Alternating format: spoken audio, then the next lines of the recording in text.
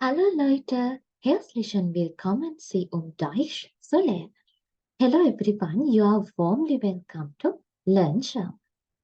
ඉතින් සිහාරා Chandrasiri YouTube channel එකට ඔයාලා හැම කෙනෙක්ම ඉතාමත්ම ආදරයෙන් පිළිගන්නවා. Learn German for Beginners කියන ප්‍රෝග්‍රෑම් එක යටතේ මේ වෙනකොට අපි lessons 7ක් discuss කරලා තියෙනවා. ඉතින් අද අපි කතා කරන්නේ 8 වෙනි පාඩම. 8 lesson එක තමයි අද අපි කතා කරන්නේ. හැබැයි ඔයාලට පේනවා ඇති German for Beginners කියන ප්‍රෝග්‍රෑම් එකේ වෙනද මම lessons discuss කරාට වඩා අද චුට්ටක් වෙනස් විදිහට තමයි lesson එක discuss කරන්න හදන්නේ. ඒ මොකද කියලා කිව්වොත් අපි මේ වෙනකන් ඉගෙන ගත්තේ හරිම සරල lessons කීපයක්. හැබැයි beginners program එක උනත් මෙතනින් එහාට අපිට ටිකක් සංකීර්ණ lessons කතා කරන්න තියෙනවා. ඒ වගේ lessons කතා කරනකොට මම white board එකේ ලියනවා ආයෙ erase කරනවා මේ විදිහට ගියොත් අපිට ලොකු time එකක් waste කරන්න වෙනවා. ඉතින් ඒ නිසා ලොකු time එකක් අරගෙන YouTube video එකක් කරන එකත් එච්චරම practical නැහැ. ඒ හැම හේතුවක්ම හින්දා ඔයාලට අද ඉඳලා German for Beginners program එක මේ විදිහට presentation එකක් through තමයි සිද්ධ වෙන්නේ. ඉතින් මම හිතනවා ඒක ගොඩක් සාර්ථක වෙයි කියලා. මොකද ඒ තුලින් ඔයාලට ගොඩක් සරලව ඒ වගේම පැහැදිලිව හොඳටම තේරුම් ගන්න පුළුවන් වෙන විදිහට මේ lessons ඉගෙන ගන්න පුළුවන් වෙයි. ඒ වගේම තමයි මම මේ presentation එක through උගන්වනකොට ඔයාලට යම්කිසි අවශ්‍ය තැනක් තියෙනවා නම් වීඩියෝ එක pause කරලා ඕනනම් note down කරගන්න උනත් පුළුවන්. හරි. එහෙමනම් අද අපේ lesson එකට අපි යමු. අද අපේ lesson එක තමයි අපි මේ වෙනකොට nouns, verbs, pronouns මේ වගේ දේවල් කරනවා. ඉතින් අද lesson එකෙන් අපි කතා කරන්නේ German sentence structures ගැන. ඉතින් German sentence structure එක මොන වගේද? අපිට මේකෙදි කතා කරන්න තියෙන දේවල් මොනවද? මේ හැම දෙයක්ම හරියටම දැනගන්නට අවශ්‍යයි නම් රැඳිලා ඉන්න මේ වීඩියෝ එක අවසන් වෙනකම්.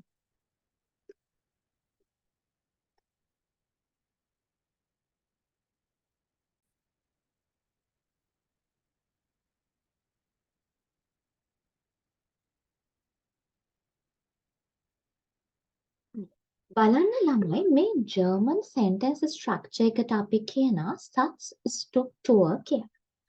එතකොට මේ German sentence structure එක කතා කරනකොට අපිට මේකේ ගොඩාක් types කතා කරන්න තියෙනවා. Negative sentence structure එක, ඒ වගේම question sentence structure එක මේ විදිහට එක types තියෙනවා. හැබැයි අද අපි කතා කරන්නේ මේකේ ප්‍රධානම type එක වෙන main clause එකක.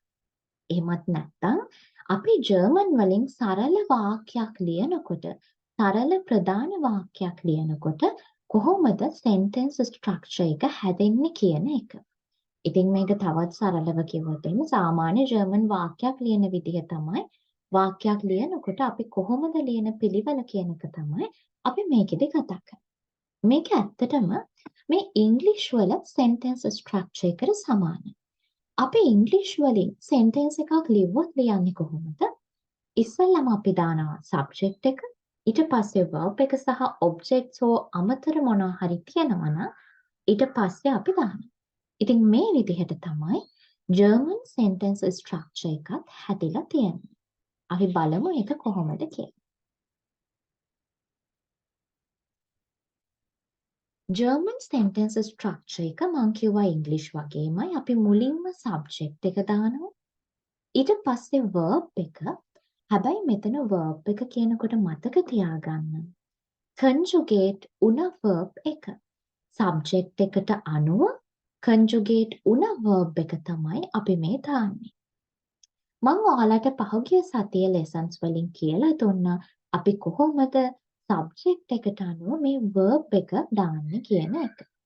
ඊට පස්සේ objects හෝ අමතර මොනවා හරි තියෙනවා නම් ඊට පස්සේ අපිට place කරන්න පුළුවන්. බලන්න මේ විදිහට මම examples පහක් ඔයාලට මෙතන දීලා තියෙනවා. Ich esse einen Apfel. ish කියන්නේ මෙතනදී subject එක. I essa. Eat einen Apfel. An apple. මම apple එකක් කනවා. එතකොට මුලින්ම ish කියන subject එක ඊට පස්සේ isn't කියන verb එක conjugate කරලා තියෙනවා. ඊට පස්සේ einen Apfel කියන object එක ඇවිත් තියෙනවා.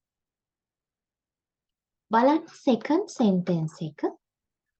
Er liest ein Buch. Er කියන්නේ he, ඔහු. Liest, reads කියන එක. Lesen කියන verb එක තමයි ඔය least කියලා conjugate වෙලා තියෙන්නේ.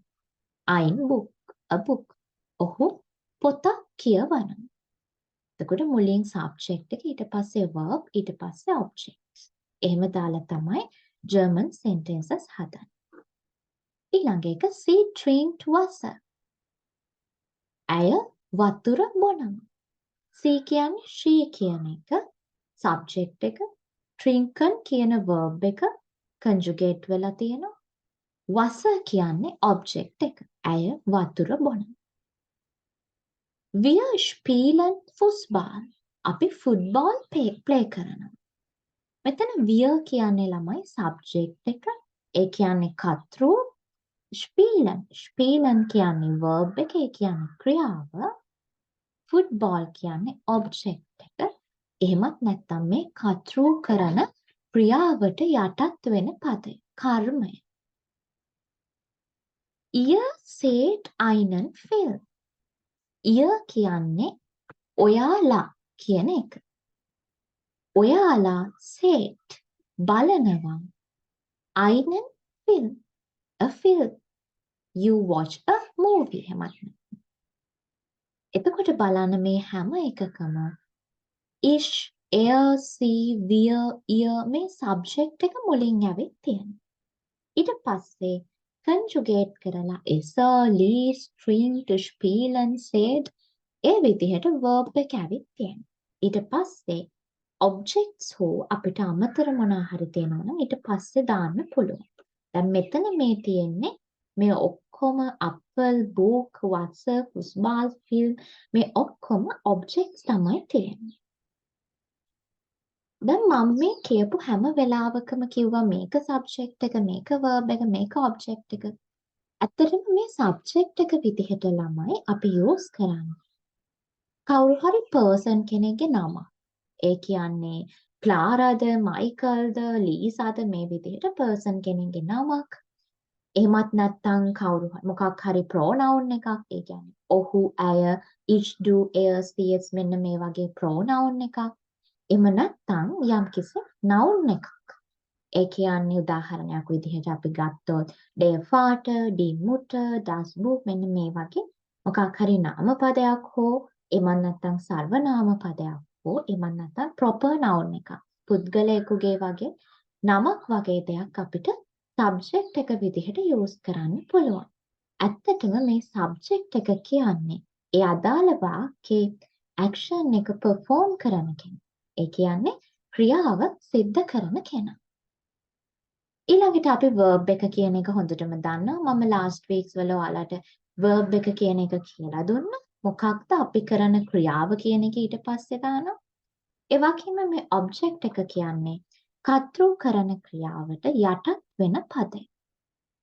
ඒ object එක විදිහටත් ළමයි නාම පදයක් හෝ සර්වනාම පදයක් හෝ එහෙම නැත්නම් proper noun එකක් වගේ එන්න පුළුවන් object එක විදිහට.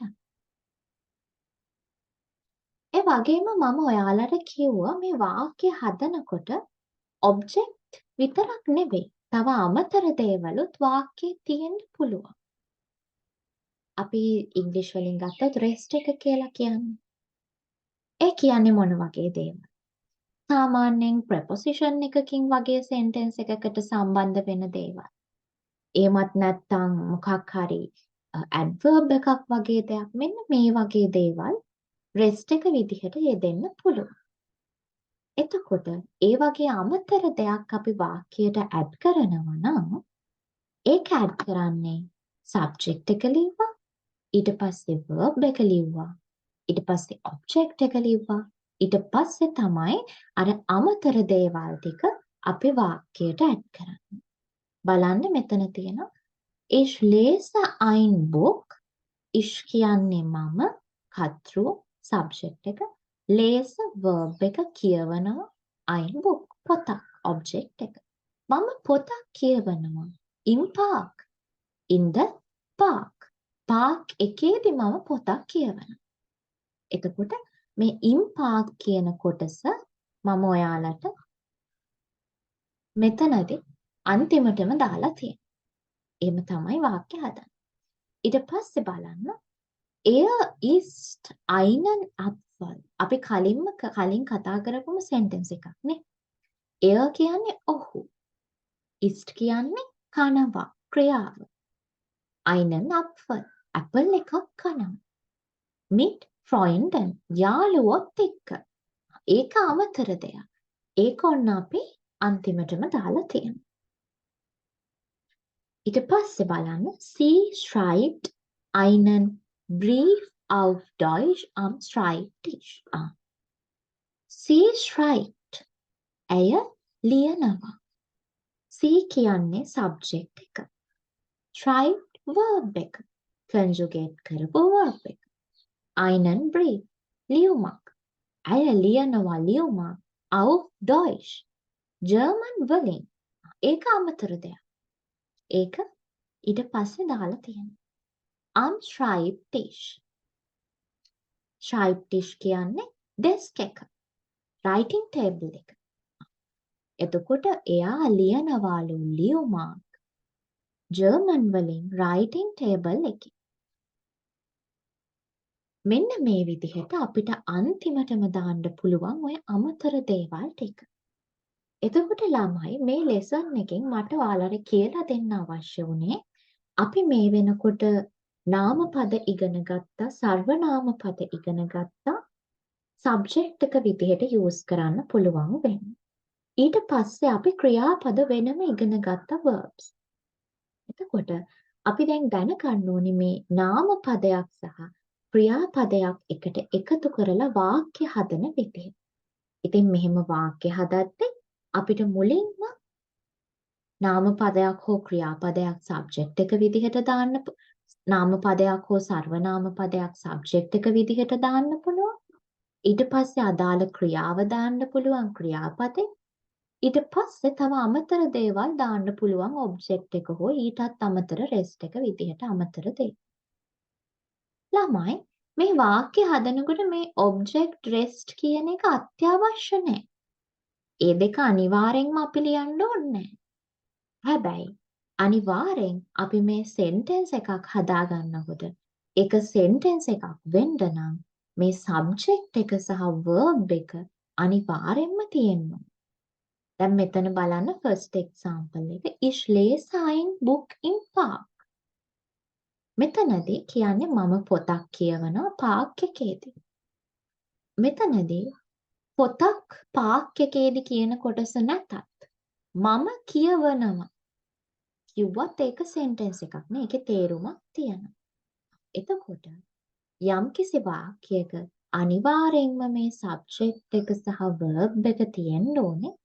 හැබැයි මේ අමතර දේවල් තිබ්බත් නැතත් ප්‍රශ්නයක් නැහැ. ඔයාලා වැඩියෙන් විශේෂයෙන්ම මතක තියාගන්න ඕනි දේ තමයි මුලින් සබ්ජෙක්ට් එක ඊට පස්සේ අනිවාර්යෙන්ම second position එකේ verb එක තියෙන්න ඕනේ. සබ්ජෙක්ට් එක කියන එක මේ මුලින්ම තියෙනවා ඒකට අපි first position එක කියනවා. ඊට පස්සේ verb එක දානවා මේකට අපි second position එක කියනවා. එහෙම නැත්නම් දෙවනි තැන කර්තෘට පස්සේ අනිවාර්යෙන් ක්‍රියාව තියෙන්න ඕනේ. මේ verb එක දෙවනි තැන තියනවා කියන එක German sentence structure එකේ කවදාවත් වෙනස් වෙන්නේ නැහැ. අනිවාර්යෙන්ම verb එක conjugate කරපු verb එක අනිවාර්යෙන් second position එකේ තිබිය යුතුමයි. ඒක හොඳට මතක තියාගන්න. මේ අනිත් ඒවා වෙනස් වෙන්න පුළුවන් තව ඉස්සරහට ඉගෙන ගන්නකොට. ඒවා දැන්මම අවශ්‍ය නැහැ. දැනට මුලින් subject, පස්සේ verb එක කියලා මතක තියාගන්න. ඊට පස්සේ තව අමතර දේවල් තියෙනවා නම් අමතර දේවලුත් දාන්න පුළුවන්. හරි. එතකොට ඔයාලට පුළුවන් ඔන්න තනියම දැන් ඔයාලට හිතෙන දේවල් ජර්මන් වලින් ලියන්න. එහෙම ලියන්න. ඔයාලට එහෙම ලියන්න පුළුවන් නම් කමෙන්ට්ස් වලත් ඔයාලට ලියලා දාන්න පුළුවන් මම හරිද වැරදිද කියලා කියන්නම්. Tamanට හිතෙන හැම දෙයක්ම තනියම ජර්මන් වලින් කියන්න හෝ ලියන්න try කරලා බලන්න. එතකොට beginner කෙනෙක් වුණත් language එක ඉක්මනින්ම ඉගෙන ගන්න පුළුවන්. ඉතින් අද lesson එකේ ඔය ටික තමයි කතා කරන්න තිබුණේ. ඒ වගේම අපි ඊළඟ lesson එකෙන් ආයෙත් හම්බෙමු. ඉතින් ඔයාලා හැම කෙනෙක්ටම අන්තිම වෙනකම වීඩියෝ එක බලුවට ගොඩක් ස්තුතියි. ඒ වගේම අපි ආයෙ දවසක හම්බෙමු. ඊළඟ වීඩියෝ එකක් බලන්න අවශ්‍යයි නම් Learn with Sihara Chandrasiri YouTube channel එක subscribe කරලා තියාගන්න අමතක කරන්න එපා. Auf Wiedersehen!